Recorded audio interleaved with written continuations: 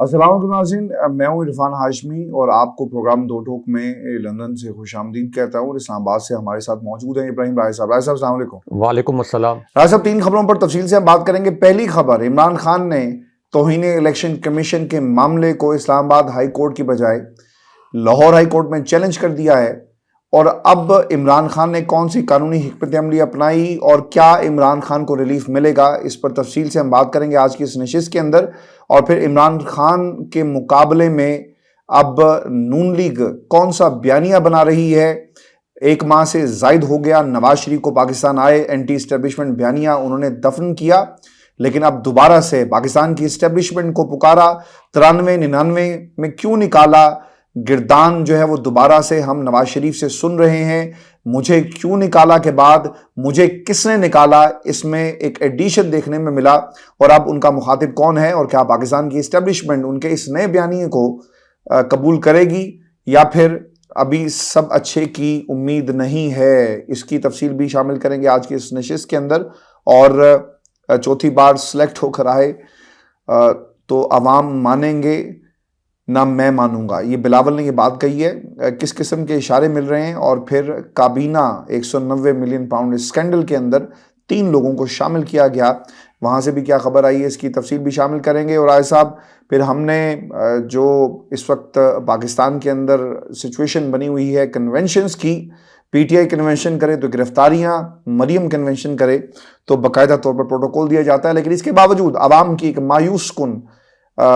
جو turn out ہے ہمیں وہاں پر دیکھنے کو ملا، اس پر بھی تفصیل سے بات کریں گے۔ لیکن رائے صاحب، جو سب سے اہم معاملہ ہے وہ ہے نواز شریف کا، جنہوں نے پاکستان کی اسٹیبلشمنٹ کے حوالے سے کچھ باتیں کہی ہیں۔ اچھا، اس سے پہلے نون لیگ جو گجرانوالہ کی تقریر تھی، اگر آپ کو یاد ہو رہا ہے صاحب، اس کا کافی ذرا حوالہ دیا گیا، اور اس کے اوپر انہیں کافی زیادہ بیک فٹ پر بھی جانا پڑا، اور پھر شہباز شریف صاحب کا رول بڑا امپورٹنٹ تھا، جس میں انہوں نے کہا کہ اگر آپ نے آگے آنا ہے تو آپ کو پاکستان کی اسٹیبلشمنٹ سے اپنے ہاتھ جو ہیں وہ برابر ہاتھ ملانا پڑے گا، ہاتھ صاف نہیں کرنے۔ اب جو ٹکٹ جو تقسیم ہو رہی ہے، اس پر انہوں نے خطاب کرتے ہوئے کیا کہا کہ ہم نظروں سے اوجھل لیکن دل کے بہت قریب رہے ہیں، اپنے کسی دوست اور ساتھی کو بھولا نہیں، ہمیشہ یاد رکھا، آج بھی دعا ہے کہ اللہ اس قوم کو مشکلات سے نکالے۔ 32 برس آپ نے اس ملک کو دے دیے، لیکن 32 برسوں میں صرف دعاؤں سے کام کرتے رہے، اور دعائیں اگر آپ کریں تو ساتھ ساتھ آپ کو دوا بھی کرنا پڑتی ہے، لیکن جو دوا تھی وہ شاید اتنی اوتھینٹک نہیں تھی، وہ بھی جعلی قسم کی دوا یہ کرتے رہے،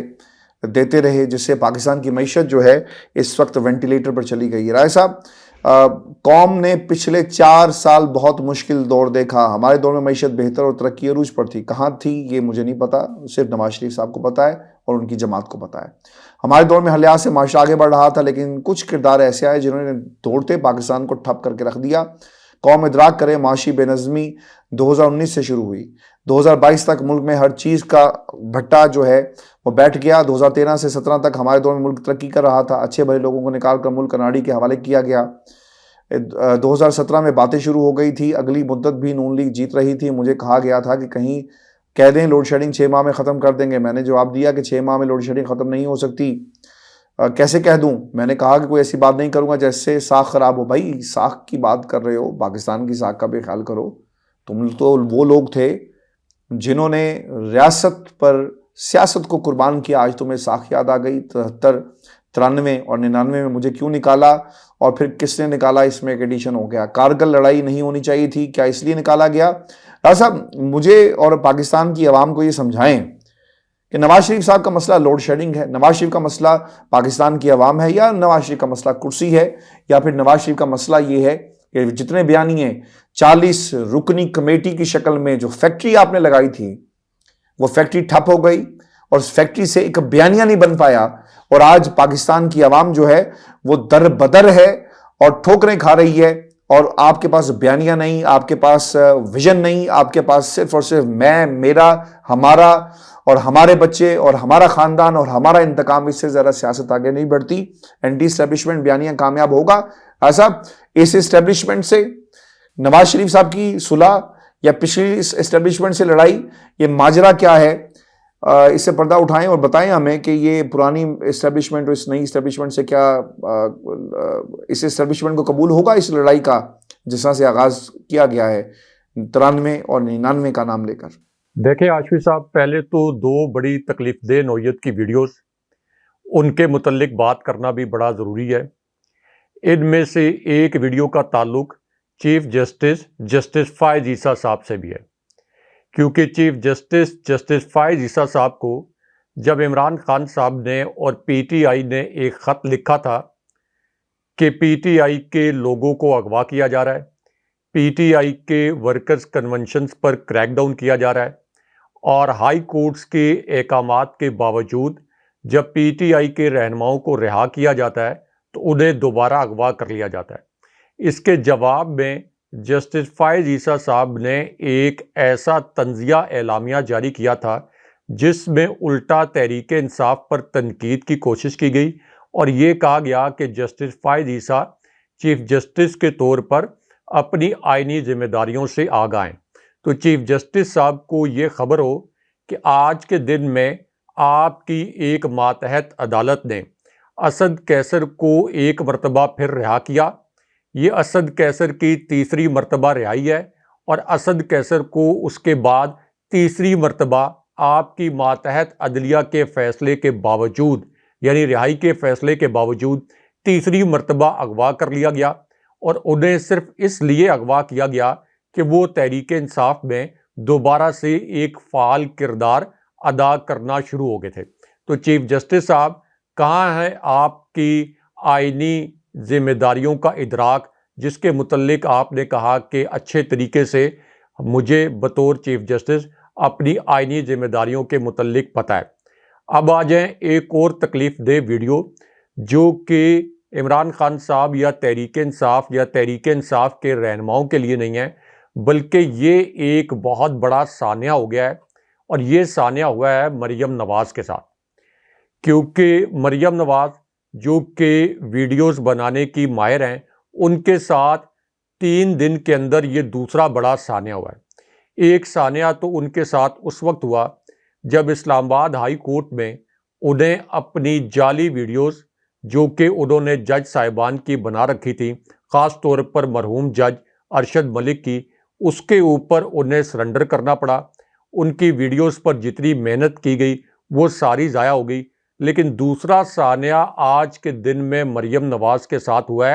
اور اس سانحے پر اب نواز شریف خود بھی برہم ہے، اور نواز شریف نے اس کا ایک نام نہاد نوٹس بھی لیا ہے۔ ہاشمی صاحب، اس سانحے کے متعلق جو سب سے بڑی بریکنگ نیوز نشر کی ہے وہ مریم نواز کے اپنے چینل نے نشر کی ہے، یعنی ایک ایسا چینل جو کہ مریم نواز کی امیج بلڈنگ کر رہا تھا، ایک ایسا چینل جس کو مکمل طور پر اب نون لیگ کا چینل سمجھا جاتا تھا، اس کی ایک ہیڈ لائن چلی ہے، باقی تمام چینلز کی بھی ہیڈ لائن چلی ہیں، لیکن اس چینل کی جو ہیڈ لائن ہے یہ دیکھنے سے تعلق اس لیے رکھتی ہے کہ یہ مریم نواز کا اپنا چینل ہے۔ پروڈیوسر صاحب سے کہیں گے کہ اس چینل کی اس ہیڈ لائن کے کچھ اسکرین شاٹس بھی چلائیں، کیونکہ مریم نواز کا جو جلال پور جٹا میں جلسہ ہوا، ہاشمی صاحب، یہ ایک بہت بڑا سانحہ ہو گیا ہے نون لیگ کے ساتھ، کیونکہ مریم نواز کی تقریر جس وقت، یعنی اپنی طرف سے انہوں نے جلسے کا ایک پیک ٹائم رکھا ہوا تھا کہ مریم نواز کی تقریر کے دوران سب سے زیادہ لوگ پنڈال میں موجود ہونے چاہیے، تقریباً 1.25 ایکڑ کی جگہ پر یہ نام نہاد جلسی رکھی گئی تھی، لیکن یہاں پر مریم نواز کی تقریر کے دوران 75% لوگ وہاں پر موجود ہی نہیں تھے۔ آپ کو خالی کرسیاں، خالی پلاٹ نظر آئے گا، اور خود اس وقت سما ٹی وی نے یہ ہیڈ لائن چلائی اور یہ بریکنگ نیوز چلائی کہ مریم نواز کا جلال پور جٹا کا جو جلسہ ہے یہ مکمل طور پر فلاپ ہو گیا۔ اور استحکام پاکستان پارٹی کا یہ چینل ہے، سب کو پتہ ہے، مریم نواز کی امیج بلڈنگ کرتا رہا، اور اس نے بار بار بریکنگ نیوز کو فلیش کیا پوری سکرین پر کہ مریم نواز کے ساتھ کس قسم کا سانحہ ہو گیا۔ اب اس کے اندر ایک اور بڑی دلچسپ خبر ہے، اور وہ خبر یہ ہے کہ اس کے بعد ایک اور خبر یہ آئی کہ ایم پی ایز اور متعلقہ علاقوں کے ساتھ جتنے بھی علاقے ہیں ان کے ایم این اے سے نواز شریف نے رپورٹ طلب کر لی، نوٹس لے لیا کہ مریم نواز کا یہ جلسہ کیوں فلاپ ہوا اور لوگ اس کے اندر کیوں نہیں آئے۔ اچھا، ایک تو نواز شریف نے نوٹس نہیں لیا، یہ اصل میں عوام نے اس وقت تحریک انصاف اور عمران خان صاحب کے ساتھ جو جبر کیا گیا ہے، شریف خاندان کی آگے تسلسل کٹ پتلی حکومت نے جو جبر کیا ہے، یہ اصل میں عوام نے نوٹس لیا ہے، عوام نے اپنی عدالت لگائی ہے۔ اس جلسے میں مریم نواز کے خلاف نعرے بھی لگے ہیں، نواز شریف کے خلاف نعرے بھی لگے ہیں، تو یہ نواز شریف جتنے مرضی نوٹس لے لیں، آپ لوگوں کو زبردستی اپنے جلسوں میں نہیں لا سکتے۔ اس پر سب سے اہم بات یہ ہاشمی صاحب اور سب سے دلچسپ نکتہ ہے کہ پاکستان کے وہ حلقے جن کے متعلق یہ تاثر ہے، جن کے متعلق بلاول زرداری بھی یہ تاثر دیتے ہیں کہ نواز شریف کو ان حلقوں نے لاڈرا بنایا ہوا ہے، انہوں نے اس جلسے کے بعد مریم نواز کو، نواز شریف کو، اسی طرح جہانگیر ترین کو، پرویز خٹک کو اور جتنے بھی کریکٹرز لانچ کیے گئے عمران خان صاحب کو ہرانے کے لیے، ان سب کو کان پکڑا دیا ہوں گے، ان سب کو مرغا بنا دیا ہوگا کہ ہم اتنا آؤٹ آف وے جا کر آپ کو سپورٹ کر رہے ہیں، اس کے باوجود آپ فلاپ پر فلاپ جلسہ، اس سے پہلے استحکام پاکستان کا جو ایک پلاٹ پر جلسہ ہوا تھا وہ بھی فلاپ ہو گیا، مریم نواز کا یہ جلسہ بھی فلاپ ہو گیا، شہباز شریف تو جلسہ کرنے کی جرت ہی نہیں کرتے۔ تو یہ نوشہرہ میں جو کہ پی ٹی آئی کا ورکرز کنونشن ہوا اور اپنے پرویز خٹک کے فلاپ ترین جلسے ہوئے، تو اسکرپٹ رائٹر تو اس وقت اپنے ان کریکٹرز کو کان پکڑوا کے ساری رات ہو سکتا ہے مرغا بنا کے ان کو رکھیں کہ یہ آپ کیا کر رہے ہیں۔ آپ لوگ ایک جلسہ کرنے کی استطاعت نہیں رکھتے، ایک جلسے میں لوگ نہیں لا سکتے، یہاں تک کہ ان کے اپنے چینلز، ان کے اپنے پول کھولنے پر اس وقت مجبور ہیں۔ اب آ جائیں کہ نواز شریف نے اپنے پیر پر خود کلہاڑی کیوں ماری اور اس حوالے سے کیا دلچسپ خبر ہے۔ ہاشمی صاحب، نواز شریف کے متعلق ایک حقیقت یہ ہے کہ اس سے پہلے 3 جو آرمی چیفز تھے، ان تینوں آرمی چیفز کے ساتھ نواز شریف کی لڑائی ہوئی۔ اب نواز شریف نے ایک نیا نام نہاد نعرہ لگانے کی کوشش کی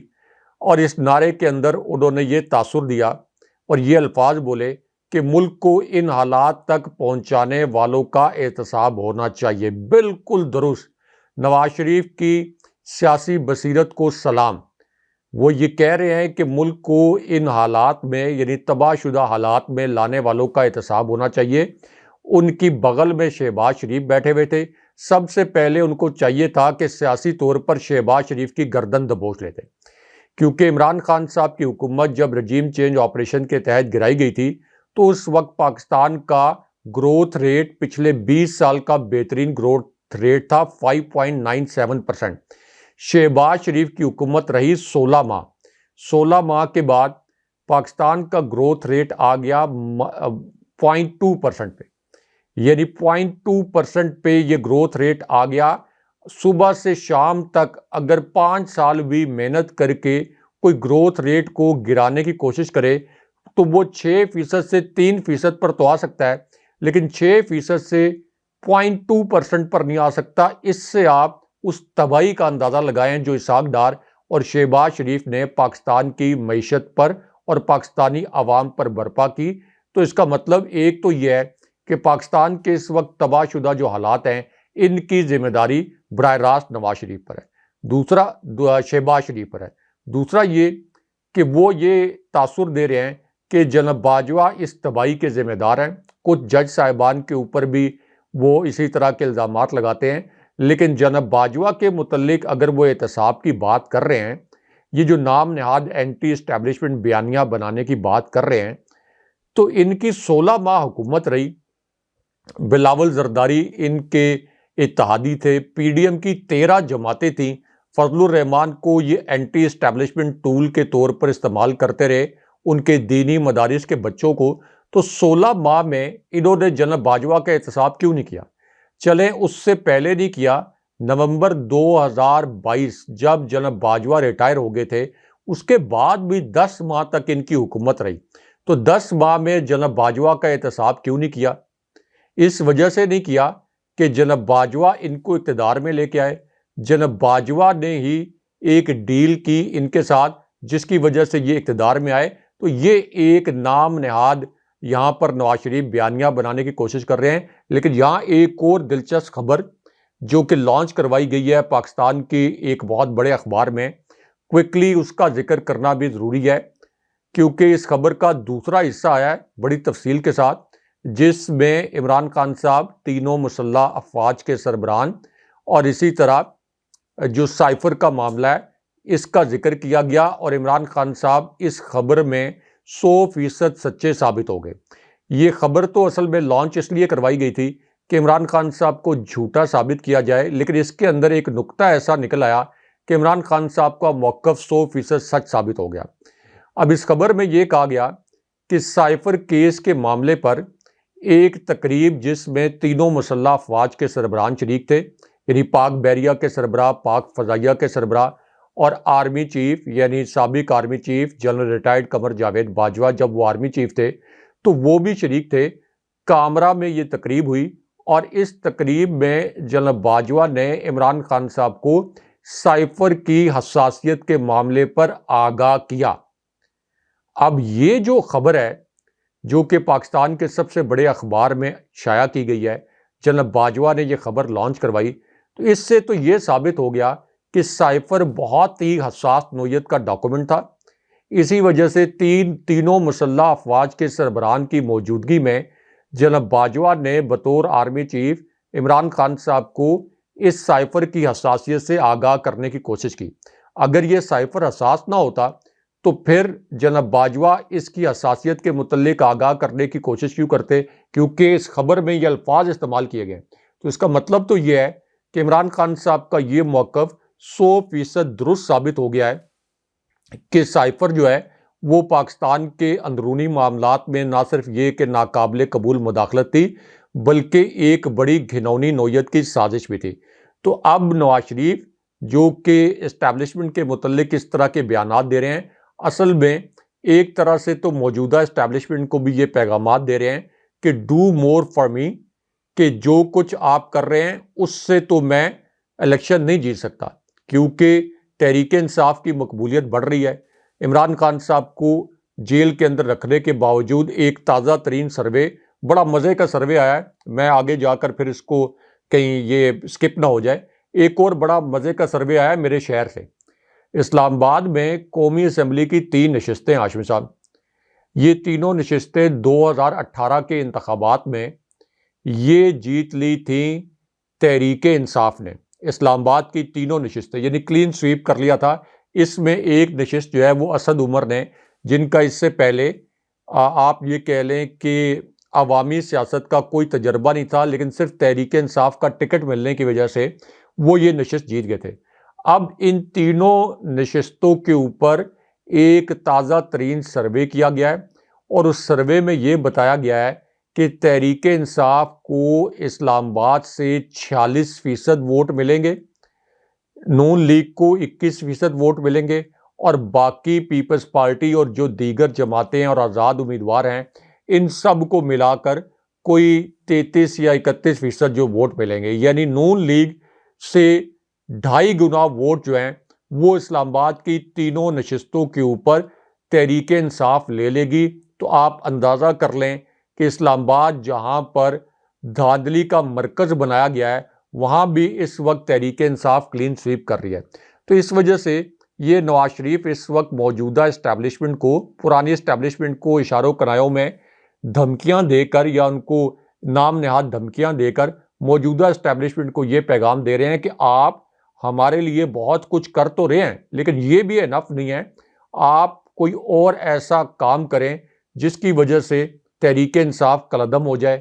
یا یہ جو الیکشن ہے اس کے اندر اتنا بڑا جھرلو پھیریں کہ کسی بھی صورت عمران خان صاحب جن کی پاپولیرٹی اور جن کی نشستیں اب 78% تک پہنچنے کی پریڈکشن کی جا رہی ہے ان کو کسی طریقے سے ہرایا جا سکے. لیکن ظاہر ہے کہ اسٹیبلشمنٹ کتنا کچھ کر سکتی ہے. پری پول ریگنگ تو اس وقت ہو رہی ہے لیکن کتنا کچھ کیا جا سکتا ہے. اس لیے یہ اگر بہت بڑا جھرلو پھرے گا یا تحریک انصاف کو کالعدم کیا جائے گا تو پھر تو الیکشن کی نہ مقامی سطح پر کوئی قبولیت ہوگی نہ انٹرنیشنل لیول پر کوئی ایکسیپٹنس ہوگی، اور پاکستان کے اندر مزید جو معاشی عدم استحکام آئے گا، اور جس طرح سے انہوں نے پہلے 30 سال میں لوٹ کھسوٹ کی ہے وہی لوٹ کھسوٹ جاری رہے گی۔ کوئکلی ایک دلچسپ واقعہ سنا دوں، یہ جو نواز شریف نے کلیم کیا کہ ہمارے دور میں معیشت بڑی زبردست ترقی کر رہی تھی، اس کے متعلق ایک فوجی قیادت کی بریفنگ میں نے خود بطور صحافی اٹینڈ کی، خود آمنے سامنے بیٹھ کر، میرے ساتھ 3-4 صحافی اور بھی موجود تھے۔ تو فوجی قیادت نے یہ بتایا کہ نون لیگ کے دور میں پاکستانی معیشت کو کینسر ہو گیا تھا، پاکستانی معیشت کینسر زدہ ہو گئی تھی۔ پھر الفاظ کوٹ ان کوٹ یہ استعمال کیے گئے کہ ہم نے ڈاکٹر سے معیشت کا ٹیسٹ کرایا، یعنی جو معاشی تجزیہ کار ہے ان سے ٹیسٹ کروایا، انہوں نے بتایا کہ معیشت کو کینسر ہے،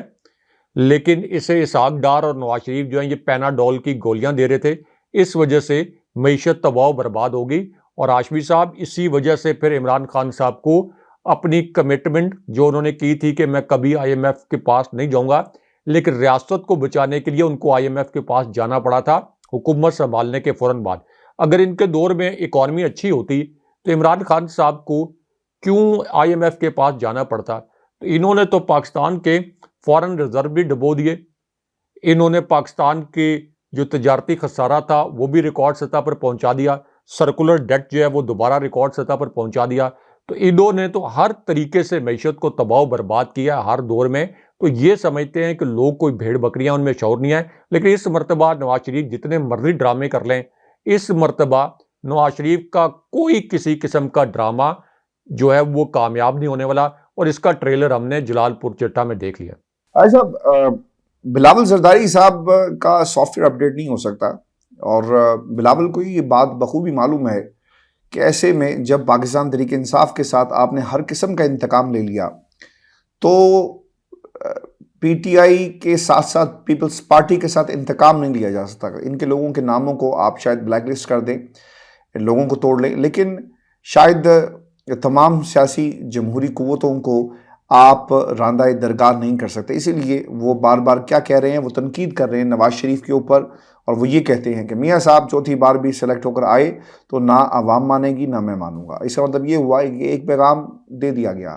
کہ اگر بلاول زرداری صاحب یہ کہہ رہے ہیں کہ پیپلز پارٹی نہیں مانے گی اور وہ اپوزیشن میں بیٹھے گی، اور اس حوالے سے یقیناً پاکستان پیپلز پارٹی کے اندر بڑی سنجیدہ گفتگو ہو رہی ہے، اور عین ممکن ہے کہ پیپلز پارٹی دیگر جماعتوں کے ساتھ جس میں تحریک انصاف بھی ہوگی مل کر اپوزیشن میں بیٹھے، اور اپوزیشن لیڈر جو ہے پیپلز پارٹی کا ہو، اور پھر ان کا راستہ روکا جائے۔ پھر انہیں یہ پھر اور کیا کہا، وہ یہ کہتے ہیں کہ سیاسی مخالفین کو چن چن کر تنقید کا نشانہ بناتے ہوئے کہا کہ ملک کے معاشی حالات ایسے نہیں کہ ہم انتقام کی سیاست کے کھلاڑی کو برداشت کریں۔ 8 فروری کو عوام ایک بار پھر پیپلز پارٹی کو منتخب کریں گے۔ عمران خان کو ہدف تنقید بناتے ہوئے بلاول بھٹو نے کہا کہ بانی PTI کو جو موقع ملا تھا وہ انہوں نے انتقامی سیاست میں ضائع کر دیا۔ زمان پاک کے دور میں انتقامی سیاست پر زور دیا گیا، اگر زور کیوں نہ دے دیا جاتا؟ ملک کے لٹیروں کو اگر آپ لٹیرے پکڑے نہیں جائیں گے تو پھر وہ وڈیرے بن جائیں گے، سندھ کے وڈیروں جیسا حال ہوگا، اور اگر نہیں روکا جائے گا تو پھر پاکستان کو ایک جو میں کہتا ہوں نا کہ یہ ایک شکار گاہ ہے، اور یہ شکاری الیکشن کے سیزن میں نکلتے ہیں اور پاکستان کی عوام کا شکار کرتے ہیں، مورچہ زن ہوتے ہیں، حلقوں میں بولیاں لگتی ہیں،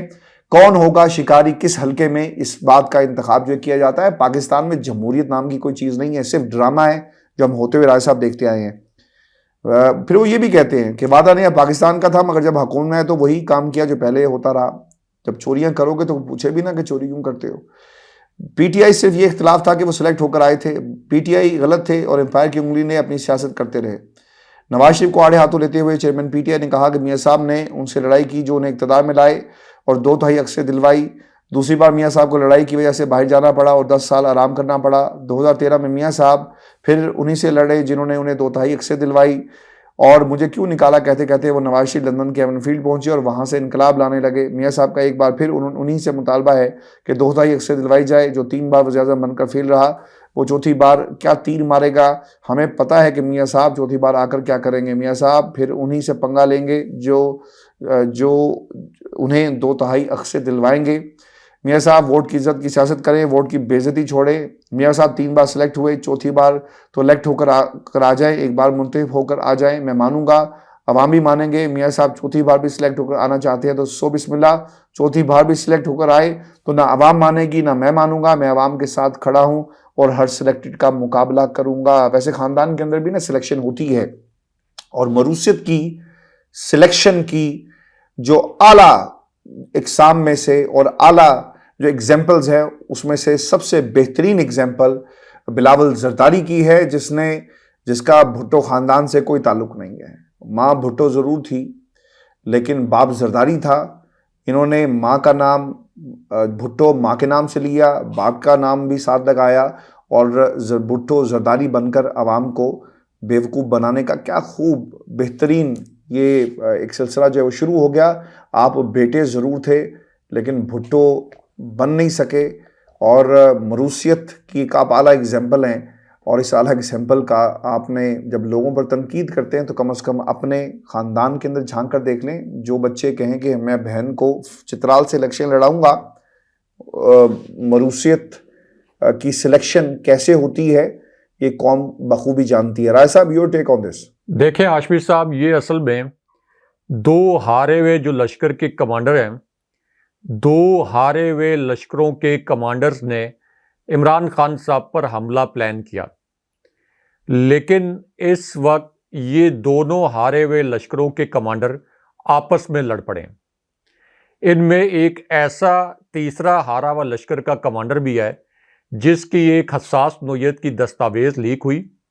اور اس دستاویز کے مطابق یہ تیسرا جو شکست خوردہ کمانڈر ہے, اس نے امریکی سفارت خانے سے یہ درخواست کی کہ اگر آپ کسی بھی طریقے سے مجھے پرائم منسٹر بنا دیں,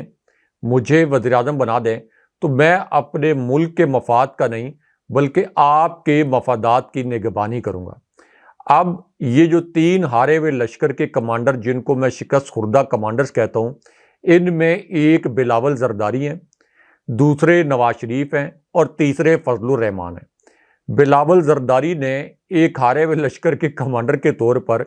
دوسرے ہارے ہوئے لشکر کے کمانڈر نواز شریف پر حملہ کیا, اور یہ بتایا ہے کہ نواز شریف کس طریقے سے ہمیشہ اسٹیبلشمنٹ کی گود میں بیٹھ کر اقتدار میں آتے ہیں, اور اس مرتبہ تو انہوں نے گھر کے بھیدی کے طور پر لنکا ڈھائی ہے,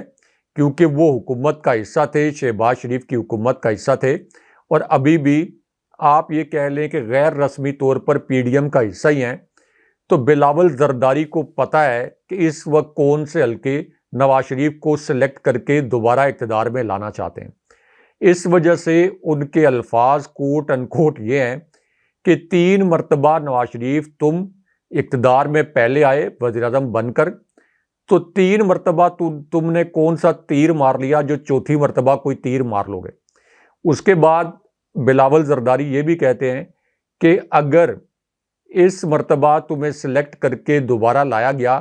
تو نہ میں تمہیں مانوں گا وزیر اعظم کے طور پر, اور نہ ہی عوام تمہیں مانیں گے. اس کے بعد بلاول زرداری یہ کہتے ہیں کہ پچھلے 30 سال کے اندر چوتھی مرتبہ یہ شریف خاندان سیاسی شعبدہ بازی کرنے جا رہا ہے. اب ہاشمی صاحب, یہ بلاول زرداری سب کچھ کیوں کہہ رہے ہیں, اس کے پیچھے بھی ایک کہانی ہے. کیونکہ بلاول زرداری کو یہ پتہ چل گیا کہ ان کی بار بار اسٹیبلشمنٹ سے یہ جو ریکویسٹ وہ کر رہے ہیں کہ جتنی فیور آپ نون لیگ کو دے رہے ہیں اتنی فیور آپ ہمیں بھی دیں, لیکن کیک کا جتنا حصہ وہ مانگ رہے ہیں اتنا حصہ ان کو نہیں مل رہا. اس وجہ سے اب وہ نواز شریف کے کندھے پر بندوق رکھ کر اسٹیبلشمنٹ کو نشانہ بنا رہے ہیں اور اسٹیبلشمنٹ کو بلیک میل کر رہے ہیں, اور بٹوین دی لائن یہ بھی میسج دے رہے ہیں بٹوین دی لائنز کہ ہم عمران خان یا تحریک انصاف کے ساتھ کوئی ایسی مل کر حکمت عملی بنا سکتے ہیں کہ جس کے نتیجے میں یہ اگلا دھاندلی زدہ الیکشن جس میں نواز شریف کو پرائم منسٹر یا شہباز شریف کو زبردستی پرائم منسٹر بنوانا ہے, تو ہم اس الیکشن کو تسلیم نہیں کریں گے یا کوئی مشترکہ حکمت عملی اپنائیں گے. اب اس کے اندر ایک اہم بات یہ ہے کہ ایک مشترکہ حکمت عملی پیپلز پارٹی کی اور تحریک انصاف کی رگڈ الیکشن پر الگ الگ لیکن ایک مقصد پر تو بن سکتی ہے, لیکن کیا ان کا کوئی اتحاد بن سکتا ہے یا یہ اکٹھے مل کر کام کر سکتے ہیں؟ اس کا جواب نفی میں ہے۔ عمران خان صاحب کبھی بھی ان کے ساتھ مل کر کوئی اتحاد وغیرہ نہیں بنائیں گے۔ اب اس میں خود بلاول زرداری کا جو جلسہ ہے اس کی ایک بڑی دلچسپ فوٹیج آئی ہے، ایک تصویر ہے، وہ بھی اپنے پروڈیوسر صاحب کو کہتے ہیں کہ وہ دکھائیں۔ بلاول زرداری کے اپنے جلسوں کا حال یہ ہے کہ وہاں پر کرسیاں ہیں کافی تعداد میں، لیکن اتنی کم تعداد میں لوگ آئے کہ کرسیوں کو، جو ایک کرسی کے اوپر دوسری تیسری چوتھی جو کرسیوں کو قطاروں میں اس طرح سے رکھا گیا تھا، تو وہ ان قطاروں سے نیچے بھی نہیں اتاری جا سکیں، وہ کرسیاں ان فولڈ کر کے نیچے بھی نہیں اتاری جا سکیں۔ اور اس فوٹیج میں دیکھا جا سکتا ہے کہ اسی طرح جلسہ شروع ہوا، اسی طرح ختم ہوا، وہ کرسیاں گراؤنڈ کے اوپر بھی نہیں لگائی جا سکیں۔ فضل الرحمان جو ایک اور ہارے ہوئے لشکر کے کمانڈر ہیں، وہ اس وقت الیکشن سے رائے فرار اختیار کرنے کے لیے بہانے بنا رہے ہیں اور یہ کہہ رہے ہیں کہ فیبرری میں تو بہت سے علاقوں میں برف باری ہو رہی ہوگی۔ برف باری نہیں ہو رہی ہوگی، ان کی اصل میں سیاسی طور پر کوٹائی ہو رہی ہوگی۔ اس وجہ سے یہ تینوں ہارے ہوئے لشکر کے کمانڈر جنہوں نے مل کر عمران خان صاحب پر حملہ کیا تھا، اب یہ آپس میں دست و گریباں ہیں اور اللہ الحق ہے، عمران خان صاحب کے جو دشمن تھے وہ ایک دوسرے کے گریبان پکڑ کے وہ تمام پول کھول رہے ہیں جن کے نتیجے میں رجیم چینج آپریشن ہوا تھا۔ اچھا راج صاحب، یہ جو دوسری خبر ہے اس میں خان صاحب نے توہین الیکشن کمیشن کی کارروائی، جیل ٹرائل کو چیلنج کر دیا ہے اور یہ اب ایک سلسلہ شروع ہو گیا کیونکہ عدم اعتماد نظر آتا ہے۔ اسلام آباد ہائی کورٹ کے اوپر فیصلے آپ نے کیے، فیصلے محفوظ کرتے ہیں، کرتے ضرور ہیں لیکن محفوظ کرتے ہیں، اور محفوظ فیصلے اس وقت سنائے جاتے ہیں جب اس کی ٹائمنگ کا فائدہ کسی اور کو ہوگا اور نقصان عمران خان کو ہوگا۔ اب خان صاحب نے نئی حکمت عملی قانونی طور پر اپنائی اور انہوں نے لاہور ہائی کورٹ کا دروازہ کھٹکھٹا دیا ہے۔ درخواست دائر کی گئی ہے سلمان اکرم راجہ کے توسط سے، بیرسٹر سمیر کھوسا کو اور اس میں شامل ہیں، اور انہوں نے کیا کہا کہ درخواست میں وفاقی حکومت، الیکشن کمیشن اور ڈیالہ جیل کے سپرنٹینڈنٹ کو فریق بناتے ہوئے کہا گیا ہے کہ الیکشن کمیشن نے غیر قانونی طور پر توہین کمیشن کی کارروائی شروع کی ہے۔ الیکشن کمیشن کے پاس توہین کمیشن کی کارروائی کا اختیار نہیں، اور الیکشن کمیشن درخواست گزار کے مطابق نے اس کیس میں جیل ٹرائل کا فیصلہ کیا ہے جو غیر قانونی ہے۔ جیل میں خفیہ ٹرائل آئین کے آرٹیکل 4 کی خلاف ورزی ہے۔ درخواست میں یہ بھی کہا گیا کہ الیکشن کمیشن نے 13 دسمبر کو تاریخ جیل میں فرد جرم کی کارروائی کے لیے مقرر کی ہے۔ عدالت الیکشن کمیشن کا جیل ٹرائل کرنے کا فیصلہ کالعدم قرار دے، اور چند روز قبل الیکشن کمیشن نے chairman P T I Imran Khan کے خلاف توہین الیکشن کمیشن کیس کا ٹرائل عدالت جیل میں کرنے کی منظوری دیتے ہوئے 13 دسمبر تک اسے ملتوی کر دیا تھا۔ کرنا انہوں نے وہی ہے جو ان کے دل میں جائے گا۔ خان صاحب کی سیکیورٹی کو لے کر یہ ایک وہ وقت رہا ہے صاحب جب سیکیورٹی دی نہیں جاتی تھی، اور اب اتنی سیکیورٹی ہے کہ خان صاحب کی پرچھائی بھی باہر کسی کوئی نہ دیکھ سکے، اتنی سیکیورٹی دے دی گئی۔ ٹرائل بھی بند عدالت میں ہوگا، مخصوص صحافیوں کو اندر جانے کی اجازت ہوگی، باہر کا میڈیا اندر جا نہیں سکے گا۔ مریم للکار کر، پکار کر، اور ایسے ماحول میں جو ان کا کلینکل ماحول ہے، عوامی جتھے نہیں ہیں، یہ صرف اور صرف خالی جتھے ہیں اور خالی کرسیاں ہیں جن سے خطاب کر کے عمران خان کی جیل میں ہونے کی بات کو اپنا بیانیہ بناتے ہوئے نظر آتے ہیں، ایک دلیل کے طور پر استعمال کرتے ہیں کہ اپنے اعمالوں کی وجہ سے ہے۔ کیا پاکستان کا ذکر کرنا، پاکستان کی بات کرنا، کیا یہ اعمال عمران خان کے ہیں؟ کیا پاکستان کے بارے میں اپنی آواز کو بلند کرنا، کیا یہ اعمال عمران خان کے ہیں جس پر تنقید کا نشانہ بنایا جاتا ہے عمران خان کو؟ اور پھر انہوں نے یہ بھی کہا کہ جیل میں عمران خان نے جو کچھ کیا اپنے ماضی کی وجہ سے ہے۔ راج صاحب، یہاں پر تو جن لوگوں نے ماضی میں ثبوت نہیں دے سکے، مل کر گیم کھیلی، فکسڈ میچ کیے، فکسڈ بینچ بنائے، فکسڈ حالات، فکس سب کچھ کیا، آج وہ دندناتے سیاسی پروٹوکول کو انجوائے کرتے پھر رہے ہیں۔ راج صاحب، پاکستان کی قوم بیوقوف ضرور ہے، اتنی بیوقوف نہیں ہے کہ انہیں ایک بار پھر بیوقوف بنا دیا جائے۔ اسی لیے کرسیاں خالی ہیں، اسی لیے ان میدانوں کے اندر لوگ نہیں جاتے، صرف خالی کرسیاں چلی جاتی ہیں۔ اور یہی ایک نوٹس خبر آپ کو ملے گی پاکستان کے اخباروں میں، پاکستان کے ٹیلی ویژن چینلز کی ویب سائٹس کے اوپر کہ جناب نوٹس لے لیا گیا۔ ارے نوٹس تم نے کیا لینا ہے؟ اگر تمہارے کرتوت ہوتے، تمہاری کارکردگی ہوتی تو عوام خود تمہارے نکلنے سے پہلے نکلتی۔ جس کو تم نے بند کیا، عوام بھی اسی کے ساتھ گھروں میں بند ہو گئی، جو کہ شاید انہیں لگتا ہی ہے کہ جناب اگر عمران نہیں ہے تو یہ انتخاب بھی سلیکٹڈ ہے اور آنے والا بھی سلیکٹڈ ہے، اور جب وہ آئے گا تو پاکستان کی عوام نہیں نکلے گی، اور جب نہیں نکلے گی تو ان کے نہ نکلنے سے پاکستان کی معیشت پر جس طرح سے کالی ضرب لگائی جا رہی ہے، اس کے ذمہ داروں کا تعین ضرور ہو جائے گا۔ رائے صاحب؟ دیکھیں عاشور صاحب، اس میں ایک اہم نقطہ یہ ہے کہ جب اسلام آباد ہائی کورٹ کے 2 ججز نے سائفر کے جیل ٹرائل کو غیر قانونی قرار دیا اور سائفر کیس کو یہ ریاست اور یہ کٹ پتلی حکومت اس وقت سب سے حساس کیس قرار دے رہی ہے، تو جب سائفر کا جیل ٹرائل غیر قانونی قرار پا گیا تو پھر الیکشن کمیشن کا نام نہاد توہین عدالت کمیشن، توہین الیکشن کمیشن کا جو نام نہاد کیس ہے، اس کا جیل ٹرائل کیسے قانونی ہو سکتا ہے؟ یہ تو سراسر غیر قانونی ہے۔ اسی طرح نیب کے جو 2 کیسز عمران خان صاحب پر بنائے گئے، ان کا بھی جیل ٹرائل نہیں ہو سکتا۔ اب اسلام آباد ہائی کورٹ کے اندر اس لیے یہ درخواست اس کے خلاف نہیں دائر کی گئی کیونکہ اسلام آباد ہائی کورٹ میں بینچ عموماً وہی بنتا ہے جو جسٹس عامر فاروق صاحب چاہتے ہیں، اور اس کے بعد فیصلے بھی وہی آتے ہیں، ظاہر ہے کہ جو جسٹس عامر فاروق صاحب چاہتے ہیں۔ اور جو اسلام آباد ہائی کورٹ کے رپورٹرز ہیں، ان کا تاثر یہ ہے کہ اسلام آباد ہائی کورٹ اس وقت عمران خان صاحب کے خلاف فیصلہ دینے والی ایک فیکٹری بنی ہوئی ہے۔ تو اس وجہ سے بہتر یہ سمجھا گیا کہ اس اسپیسیفک کیس میں ایک سکوپ ہے لاہور ہائی کورٹ میں اس فیصلے کو چیلنج کرنے کا، کیونکہ عموماً اگر اسلام آباد کی سیشن کورٹس یا ٹرائل کورٹس کا کوئی فیصلہ ہو تو اس میں آپ کو اسلام آباد ہائی کورٹ میں ہی جانا پڑتا ہے موسٹ آف دا کیسز میں، کیونکہ اگر آپ کسی اور ہائی کورٹ میں جائیں تو وہ ہائی کورٹ یہ کہہ سکتی ہے کہ نہیں، آپ متعلقہ ہائی کورٹ سے پہلے رجوع کریں۔ لیکن یہاں پر ایک پوٹینشیل سکوپ موجود تھا، اس وجہ سے یہ لاہور ہائی کورٹ میں عمران خان صاحب نے اس سے پہلے جو ان کی نااہلی نام نہاد نااہلی کا فیصلہ سنایا گیا تھا، اسے ختم کروانے کے لیے بھی لاہور ہائی کورٹ سے رجوع کیا، اور اب الیکشن کمیشن کا یہ جو جعلی ٹرائل ہے اس کو رکوانے کے لیے بھی عمران خان صاحب نے